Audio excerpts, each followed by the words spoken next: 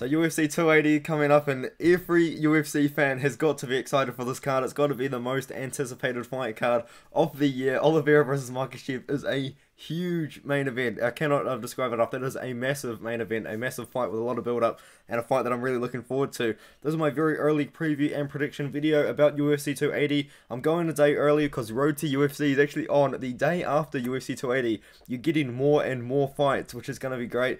Road to UFC in Abu Dhabi is going to be a couple of fight cards, a couple of five cards, which you can enjoy. If you don't know about Road to UFC already, the first round was in UFC 275 the day before that in Singapore, and obviously the winners of that tournament are now going to be fighting on Road to UFC Abu Dhabi. I won't really spoil the winners if you haven't seen it already, but if you want to watch more fights in the build up to UFC 280, go on to UFC Fight Pass and watch the Road to UFC episodes. It's great. It's awesome. But yeah, so UFC 280 is coming up, early preview and prediction. So obviously I haven't done a lot of research for the card yet, but I will over the next 48 hours and then come back with my next video about this card, and I will be doing Road to UFC predictions as well. So if you want to be in tune for that, please do subscribe. I never really ask people to subscribe to my channel, but I'm so hyped for this card. I really want to make videos about it. So Yamato Nishikawa versus Magomed Mustafayev is going to start off the card at 3 AM my time, and you know that I'm getting up for this card. I cannot wait. It's going to be so good. Yamato Nishikawa, he's only 19 years old. Believe it or not, he's actually been on my radar for a little bit, probably only a couple of months.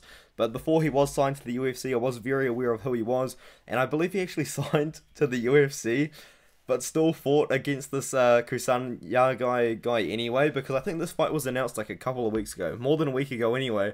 So he fought this guy anyway, and then he's going to be doing a very quick turnaround to fight Magomed Mustafayev.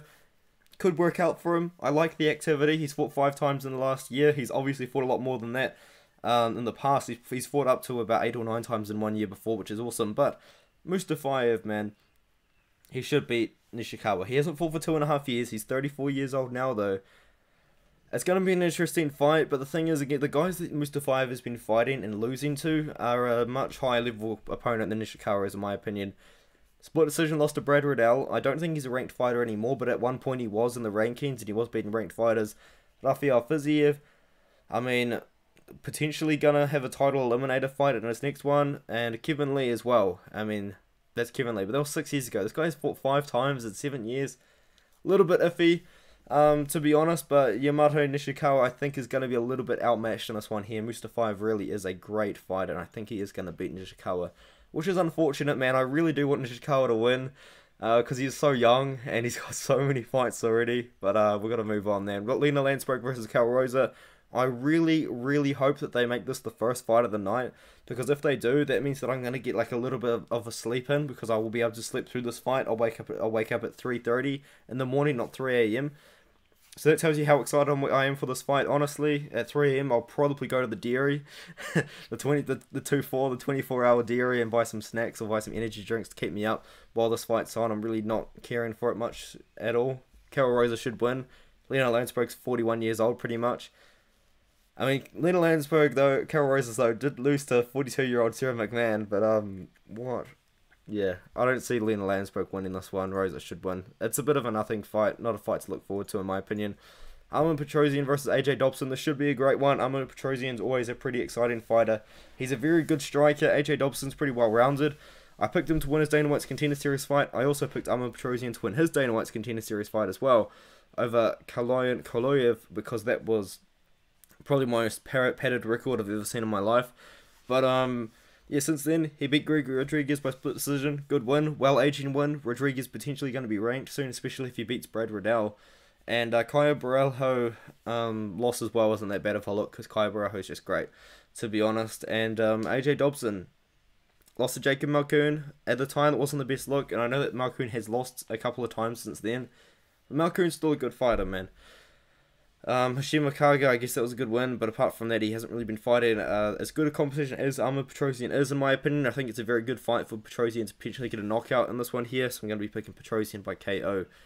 Now, Abubakar Magomedov versus Gadzi Amagadziev is not a fight that I have the best read on, because both guys are pretty good, and look, believe it or not, they've got pretty similar styles, like they do, but I think that the guy that's going to be able to implement their game more At the moment, as my prediction is Abubakar Nurmagomedov. Gadzhimagomedov, I know he's got a really pretty record of 13-1, but he looked so bad against Caio Borralho. At least Caio Borralho made himself look really good. But Abubakar also lost to David Zawada recently as well, but that was 3 years ago. But still, like, it's still a bit iffy. Like who do you pick out of this one, man? I just don't really know. Like, a loss to David Zawada by submission, that's not a good look. But Gadzhimagomedov hasn't fought the greatest competition on the regional scene. I picked Gadzi to lose, by the way, against Caio Borralho, and a lot of people picked Gadzi to win, which is interesting. But no, I picked Caio Borralho to win that fight. Gonna pick him to lose again, actually. Gonna go Nurmagomedov. Maybe my mind will change. It's a hard fight to get a read on. And another fight for me, for some reason, it's hard to get a good read on, is Volkanovski versus Nikita Krylov. It's so crazy that Nikita Krylov has been in the UFC for so long. He's so experienced, and yet for some reason I struggle to get a good read on him. I haven't done too bad though, picking Nikita Krylov fights. I haven't had my YouTube channel for too long, so I wasn't there for the Magomed Ankalaev fight, but I picked him to beat Paul Craig, but then I picked him to beat Alexander Gustafsson. So I'm 1-1 on Krylov picks. I picked Volkanovski to beat Paul Craig, and I think I picked Ankalaev to win against him. I didn't have a channel when he lost to Yuri, sorry. But yeah, Oostamir looked really good against Craig, but that's Paul Craig, man. He's just got no striking skill whatsoever, man. And Nikita Krylov's just a very well-rounded fighter. He's got great power on the feet. I mean, he showed that against Gus, but Gus just can't take those shots at this point of his career anymore, unfortunately. And he's got great grappling as well, although he did get caught up by ground and pound. He got submitted while he was ground and pounding Paul Craig, and almost knocked out Paul Craig in that fight too. I'm going with Krylov here just because I think that he's the more well-rounded fighter. I think striking, like in a kickboxing fight, Volkanovski is the better striker, pure kickboxing, but I think Krylov's going to be able to mix it up to win this fight here. So I'm picking him to win. Should be a banger of a fight though. Really good fight to have on the prelims. And now I'm going to be picking Mohammad Makhachev to beat Malcolm Gordon here, but Mohammad Makhachev, interesting. I think I overrated him a little bit. I overrated him a lot, especially when he destroyed Cody Durden. My opinion on him was very high. I thought he was going to run through Charles Johnson, and that fight with Charles Johnson, I know Makhachev dominated it, but it was still somewhat competitive. You know what I mean?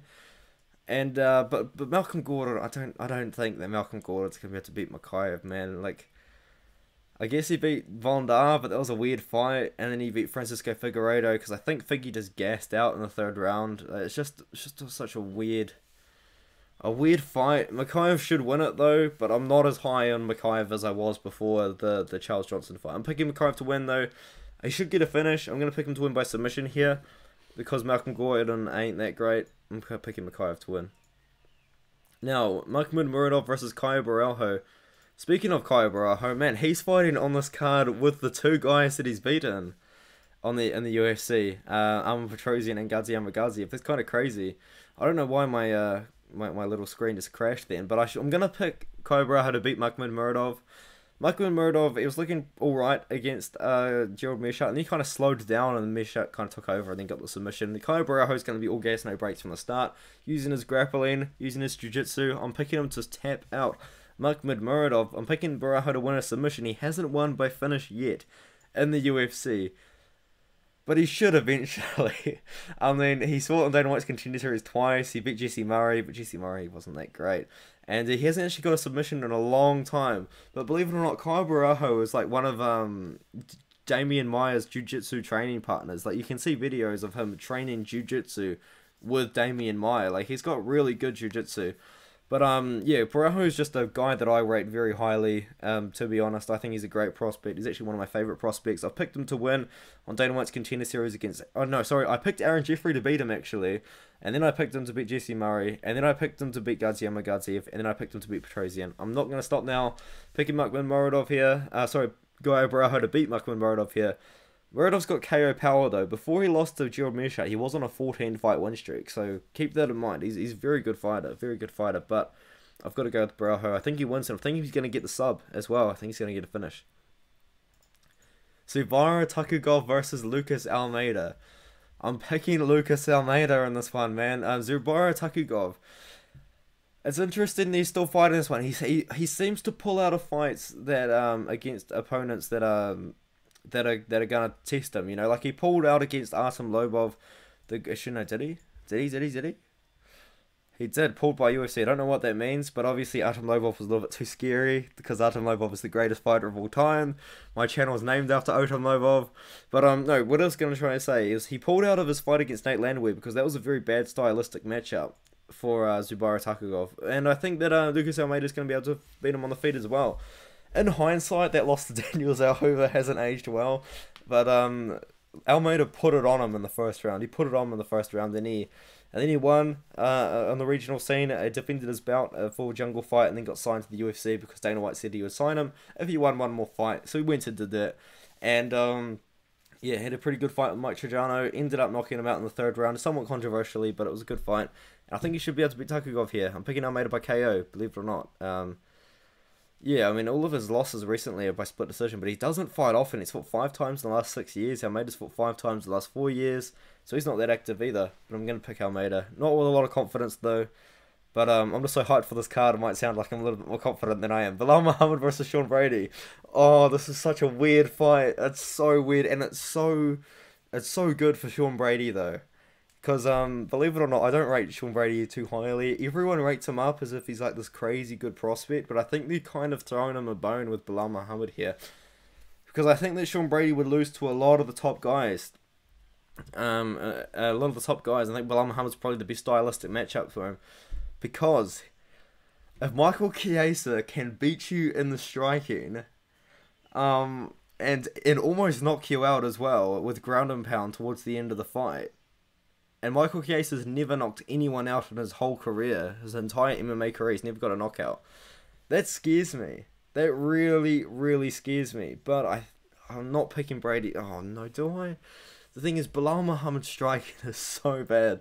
In fact, I'd say, imagine this which ends up in a striking fight. I think Brady might actually win a striking fight. But Brady was losing a striking battle to Michael Chiesa. Like, oh, like, what? Balam Mohammad's striking, though, is kind of like walking around and throwing these weird hammer fists. Like, his hands are, like, above his head, pretty much. I don't really know what Balam Mohammad's striking is, then. It's so weird.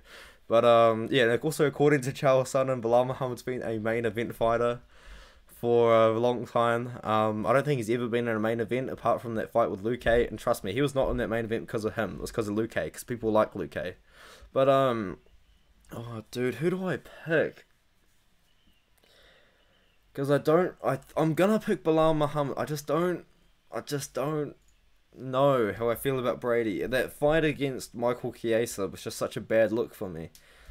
Like, Michael Chiesa almost finished the fight with ground and pound. I feel like people forget that. You know what I mean? Brady almost got knocked out by Michael Chiesa, of all people. But Balam Mohammad's never going to be able to get a knockout over Brady. We know that's just a fact. And, yeah, what a weird fight, actually. What a weird fight I don't have a good read on. Caitlyn Chikagian versus Manon Fiora.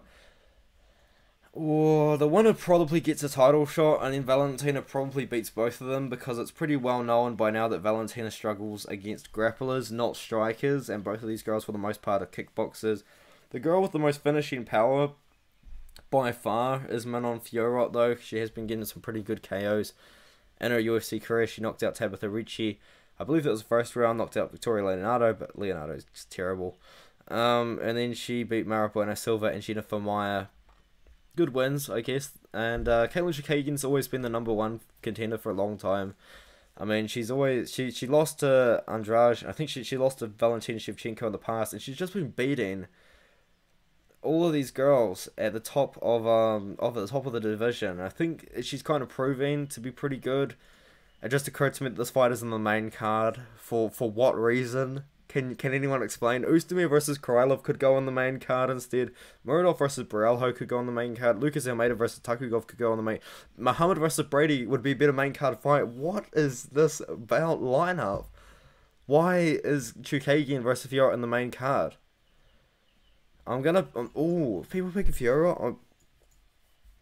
Oh man, I was gonna pick Chikagian. I'm picking Chikagian. I just think she's a lot more proven. I love Manon Fiora as a prospect, but I'm gonna pick Caitlyn Chikagian to win this matchup. But why is it on the main card? It just occurred to me. It's on the main card. That's incredible. So Beneil Dariush versus Mateusz Gamrot. Beneil Dariush is gonna be slept on big time this fight week. And I'm sleeping on him as well. I'm picking Mateusz Gamrot to win this one. I know Mateusz Gamrot lost his last fight against Arman Tsarukyan. And I know that he was losing the fight against... It's such a bad look. He was losing his fight against Diego Ferreira until he got a really good... I believe it was a knee. He landed a knee perfectly to the rib. And Ferreira kind of couldn't deal with the pain or something like that. Yeah, that's not a good look, actually. Wow, okay, so he was losing to Ferreira, and then he was losing to Arman Tsarukyan. Well, he did lose to Arman Tsarukyan. I don't know how Tsarukyan didn't get the decision, but I think he should be able to beat Beneil Dariush. Like, Beneil Dariush, he just sits out for too long. This is why he hasn't got a title shot. He's not active enough. He beat Tony Ferguson, and then he just sat around thinking that he was going to get a title shot. You know what I mean? Like he should have just fought. He should have fought someone. And it's just weird. Like, Beneil Dariush is so highly ranked, but no one wants to fight him because he's not a big name. Gamrot should win this one, and then he probably gets a title shot and beats the winner, fights the winner of Oliveira Makhachev, or the winner of Oliveira Makhachev fights Volkanovski. It's a weird one. I'm picking Gamrot to win it though. He just looked so good against Tsarukyan. I know he lost, but he looked so good against Tsarukyan, and I think he should be able to do the same sort of thing to Dariush, but actually win the fight. And that's my logic behind picking Gamrot. Now, Petr Yan versus OMalley. Oh, this is such a good fight. I'm picking Petr Yan to win it, though. I'm picking Petr Yan to win it, yeah, for sure. Sean O'Malley. Yeah, Sean O'Malley. I don't really know how I feel about it.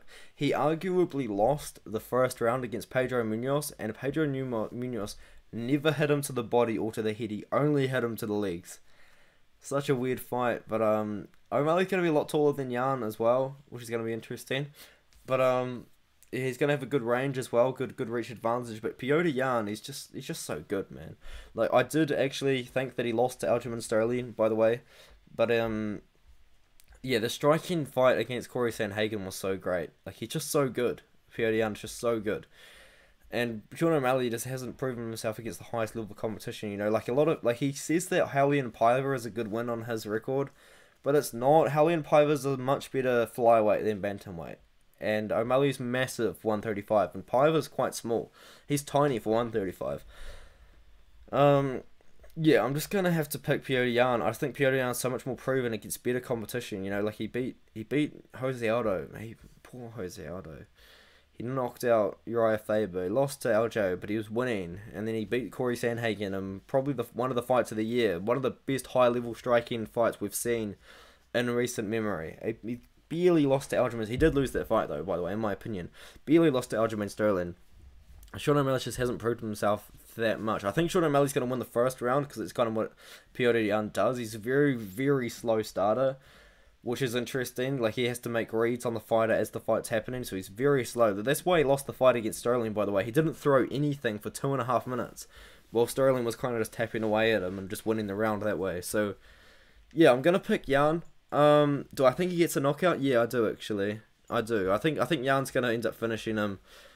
He might even just take him down and then ground and pound him in the third round or second round even. I think it's going to be a good first round, competitive first round that O'Malley wins, and everyone's going to go, oh, O'Malley's pretty good. But then Petr Yan turns out the gear. He shifts to second gear. He shifts to third gear in the second round. Sterling versus Dillashaw. I'm picking Sterling to win this one here.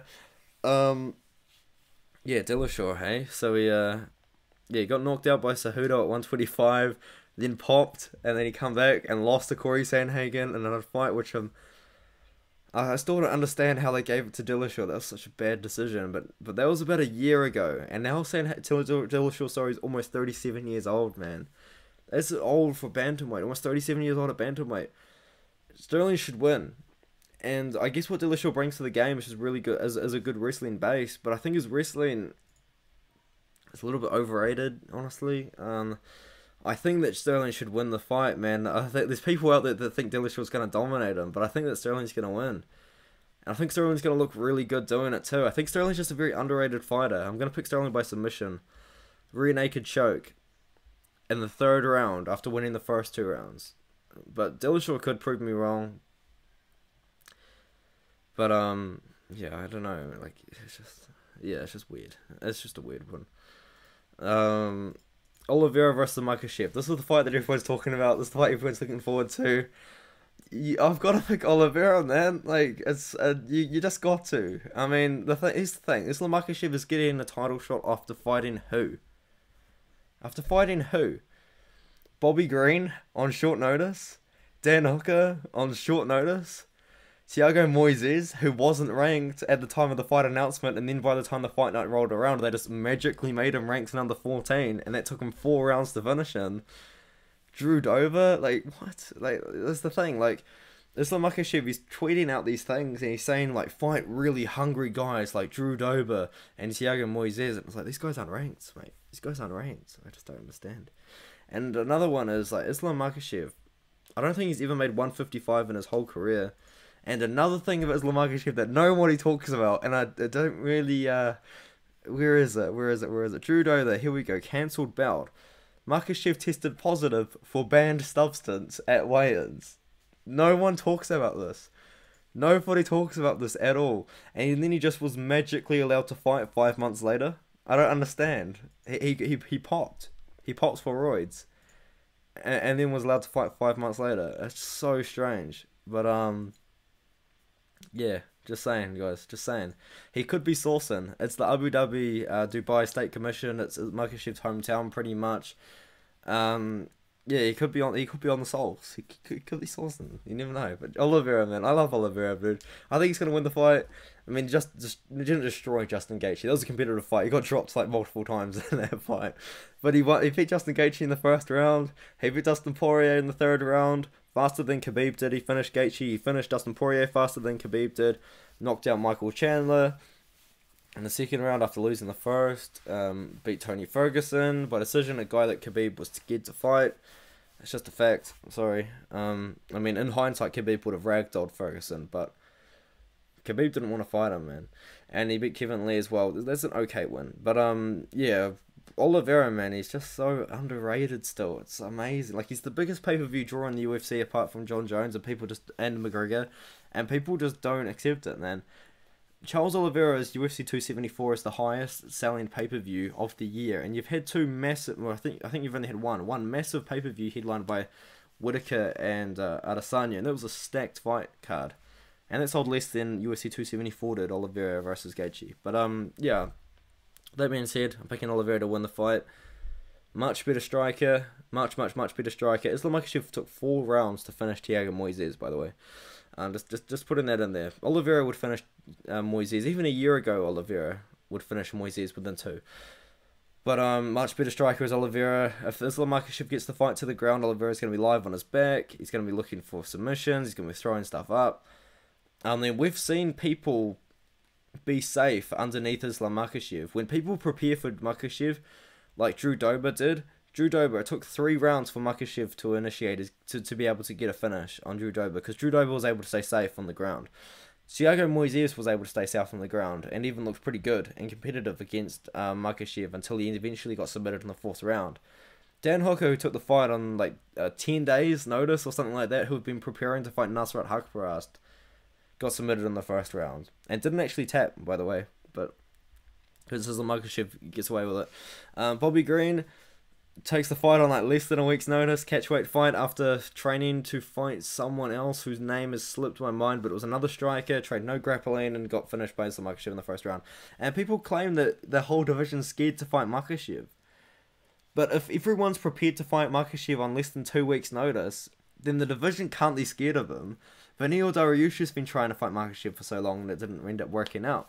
There's been other fighters trying to fight Islam Makhachev. RDA was going to try and fight Islam Makhachev, and Islam Makhachev called RDA out, and RDA took his bluff. He said, yep, let's fight. And then Islam Makhachev backed away, and the UFC, Dana White, announced that Islam Makhachev didn't want to fight RDA because it's a bad stylistic matchup for him.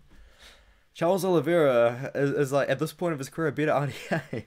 He's got great grappling. He's got pretty good, his wrestling is not that great, but he's got great jiu-jitsu and he's got great striking. I just don't see a world where Makhachev wins. Oliveira really should win this matchup because Makhachev is so unproven. And if Oliveira calls out Khabib after this bout and Khabib accepts it, I can't wait. Surely we have Oliveira versus Khabib. Please can we have Oliveira versus Khabib? But how does Islam Makhachev win the fight? Islam Makhachev can win this fight. It's a very winnable fight for Makhachev. If he takes down Oliveira and ends up on top and stays safe on top for 5 rounds, he can win this fight. Maybe you can even get some good ground and pound off as well. Maybe get a TKO win that way. We've seen Oliveira hurt in the past. Islam Makhachev could even drop Oliveira. You never know. And also another thing that I'm concerned about in this matchup is Oliveira got cut so easily against Justin Gaethje. It was like a minute into the fight and Oliveira was already cut above the eyebrow. And that's not a good place to get cut because the blood kind of drips over your eye or like around your eye. Like when you get cut underneath your eye, it's not so bad. When you get cut above your eye, especially in the stand-up, it's just not very ideal. So I'm a little bit concerned about that. Maybe Makhachev could open up a cut with a good elbow or something like that. But I'm going to have to still side with Oliveira. It's just a much more proven fighter. And it's also amazing. Here's another thing as well. Khabib has convinced his entire fan base that winning very winnable fights against favoured opponents to you in the UFC and outside of the UFC, to go 29-0, is more respectable than getting signed to the UFC at 19 years old, losing a few times, and then rebuilding yourself back up to be a champion, and a dominant champion at that, in the hardest weight class in the UFC right now, is it's just amazing to me. It's just so crazy. I think Oliveira should win this matchup. I just don't see how Makhachev's going to win. And Makhachev's going to be under so much pressure as well. Like, Khabib's building him up. Ali Abdiaziz is on his nuts. Like nothing else. I just think that Oliveira should win. He's just so much more proven. He's even more experienced as well by about twice as many fights. Oliveira's had 41 pro fights. What? This is so crazy, man. I love Oliveira. I just think he should win. I just don't understand how he's getting so slept on here, especially by the odds, man. I just think that Oliveira on the ground, he's going to be a threat to Islam Makhachev, like Thiago Moises was only a year ago, by the way. And on the feed, he's just so much better striker. He's got a very high Muay Thai stance. He's not scared of getting taken down, and that's another thing as well. And that's what opens up Oliveira's striking game so well. Like Justin Gaethje, when he fought Khabib, was terrified of getting taken down. Absolutely terrified, so he fought terribly, and Khabib looked really good in that matchup. Oliveira's not going to be scared of getting taken down by Makhachev, because Oliveira's got submissions for days, mate. All submissions for days to Oliveira. He's great in the late grappler. Such a good fight. Look forward to it. Man, that's a long video. I'll see you later. Man, such a great card.